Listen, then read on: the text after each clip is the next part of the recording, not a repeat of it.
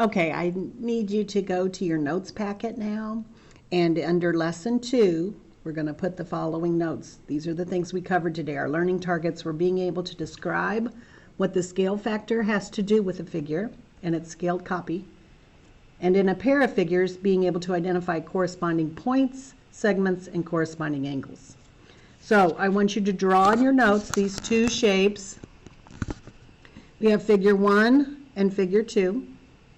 Figure 1 has sides, lengths of 6 and 3, and figure 2 has side lengths of 12 and 6. Label your points on each one. So if you need to stop the video here and do that, go ahead and do that.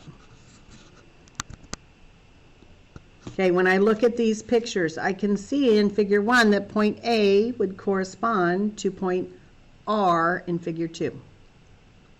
A and R would be the same. I can see that segment BC in figure 1 would correspond to ST in figure 2. So BC corresponds to segment ST. And angle ADC, that's this angle right here, would correspond to angle RUT, this angle right here. Those are the same.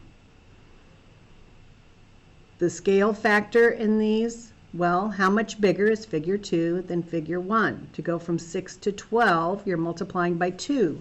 So the scale factor is 2 because figure 2 is twice as big as figure 1.